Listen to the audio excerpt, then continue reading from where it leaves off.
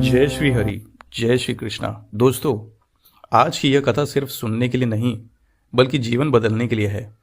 कहा जाता है, जो व्यक्ति इस कथा को पूरे मन से सुन लेता है उसके जीवन में धीरे धीरे दुख अपने आप रास्ता बदल लेते हैं।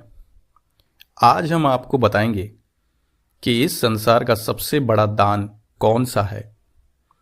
भगवान विष्णु स्वयं किस दान से प्रसन्न होते हैं और क्यों कभी कभी बहुत दान करने के बाद भी जीवन में शांति नहीं मिलती। अगर आप अपने जीवन में शांति, सुख और भगवत कृपा चाहते हैं तो इस कथा को अंत तक अवश्य सुनिए। कथा प्रारंभ करने से पहले मन ही मन भगवान विष्णु का स्मरण करें। ओम नमो भगवते वासुदेवाय। प्राचीन समय की बात है। एक सुंदर राज्य था, धर्मपुर। राजा था धर्मपाल, दानवीर, सत्यनिष्ठ और भगवान विष्णु का अनन्य भक्त।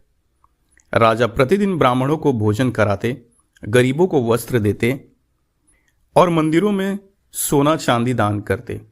लेकिन फिर भी राजा के मन में एक प्रश्न हमेशा उठता रहता कि मैं इतना दान करता हूं, फिर भी मन को पूर्ण शांति क्यों नहीं मिलती।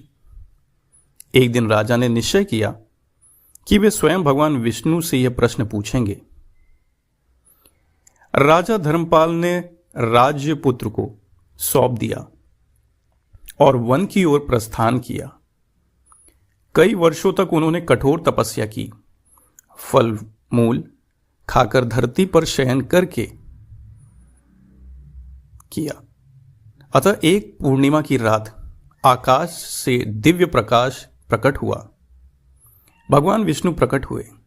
राजा ने चरणों में गिरकर कहा, प्रभु, मैंने जीवन भर दान किया, फिर भी हृदय शांत नहीं हुआ। कृपया बताइए कि सबसे बड़ा दान कौन सा है। भगवान विष्णु मंद मुस्कान के साथ बोले, राजन, सोना चांदी, अन्न वस्त्र, ये सब दान पुण्य देते हैं, लेकिन ये सबसे बड़े दान नहीं है। राजा आश्चर्य से सुनते रहे। भगवान बोले, अभय दान, किसी डर से पीड़ित व्यक्ति को निर्भय करना, यही सबसे महादान है। क्षमा दान, जो आपको दुख दे उसे हृदय से क्षमा कर देना, यह दान दुर्लभ है। विद्या दान, ज्ञान बांटना, किसी को सही मार्ग दिखाना, यह जीवन बदल देता है। समय और प्रेम का दान, किसी दुखी के पास बैठ जाना, उसकी बात सुन लेना, यही सच्चा मानव धर्म और दान है। भगवान बोले, जिस दान में अहंकार हो वह दान नहीं, बोझ बन जाता है। भगवान ने आगे एक कथा सुनाई कि एक गांव में दो व्यक्ति रहते थे। एक बहुत अमीर, दूसरा अत्यंत गरीब ब्राह्मण। अमीर व्यक्ति रोज मंदिर में बड़ा दान करता पर गरीबों से कठोर व्यवहार करता।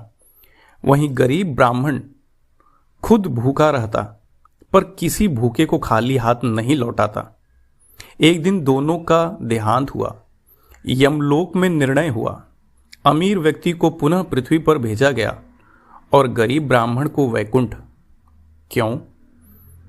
राजन ने कहा, क्योंकि दान वस्तुओं से नहीं, भावनाओं से तोला जाता है। दोस्तों, हम सब रोज दान करते हैं। मीठे शब्दों का दान, किसी को माफ करने का दान, समय देने का दान, सलाह देने का दान। जरूरी नहीं कि आपके पास धन ही हो, दिल बड़ा हो, यही सबसे बड़ा दान है। राजा धर्मपाल की आंखों से आंसू बह निकले। उन्होंने कहा, प्रभु, आज मुझे सच्चा दान समझ में आ गया।